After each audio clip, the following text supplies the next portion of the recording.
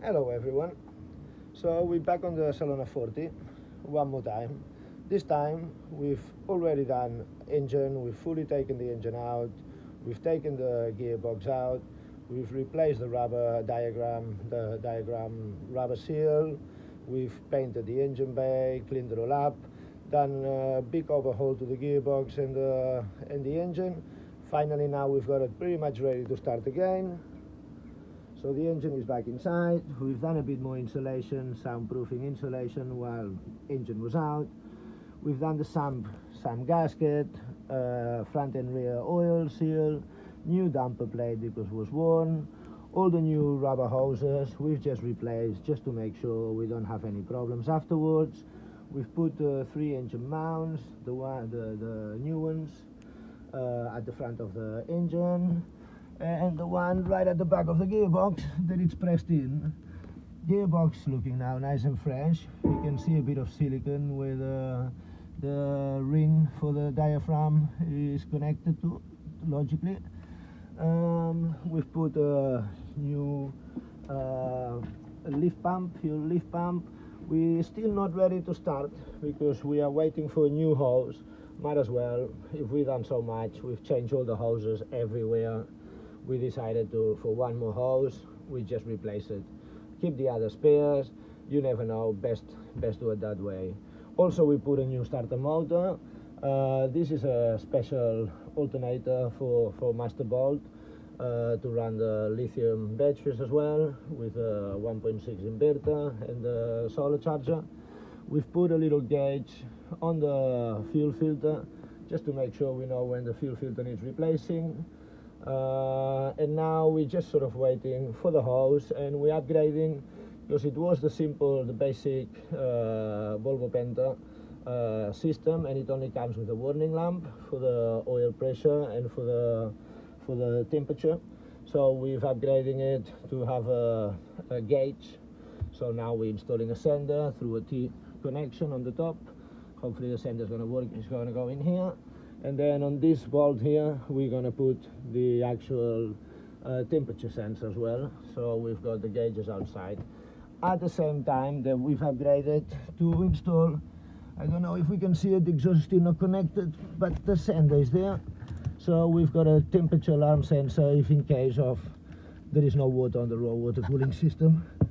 So after 70 degrees, it just hits the alarm.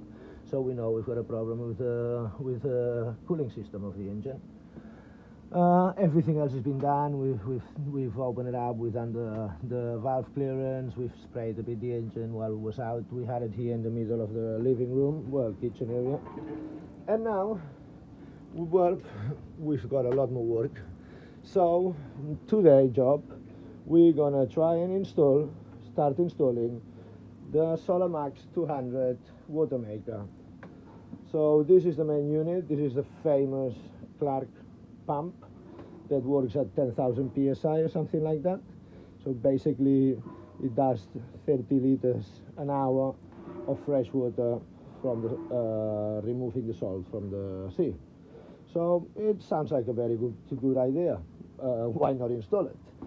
Now our problem is, where are we going to install this plus all this?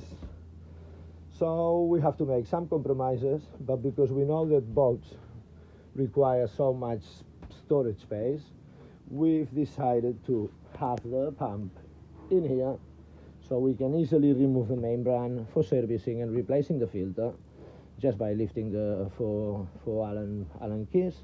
That's nice and safe in there. It does take a bit of space. Here used to go sails, but we've made this compromise.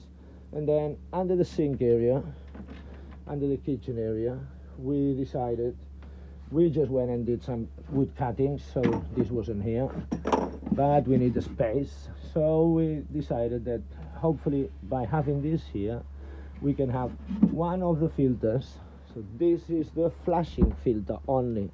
Funny enough, I thought it would be 2 of them for the inlets, but there are none. I'll show you later on another video. So that's gonna go there, and that is only exclusively to flush the system with tank water when it's not in use. Yeah, and it needs to be clarified, whatever. then it needs to go through this filter, so we don't damage the membrane. And then I'm hoping to install from the seacock.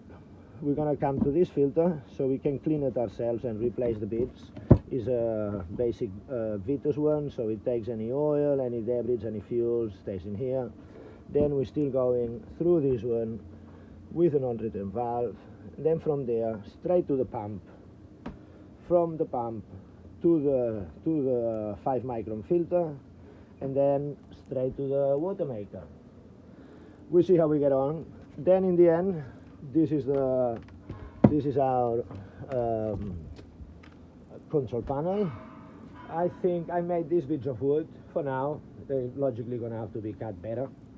That's gonna go here somehow. We're gonna try and position it here somehow. And we want 2 diverter valves here because we've got 2 tanks, one in the rear cabin and one at the bow. We're just gonna have a L-shape L-port valve like this one, right somewhere here, so we can choose which tank to fill. At the same time, we want to bring the actual 3-way valve that we've got in there, that is to choose which tank we taking the water from. We want to bring it here as well, so it's all nice and easy and accessible. So wish me luck. I've got a lot of work to do, and I'm looking forward to show you the next video. Thank you.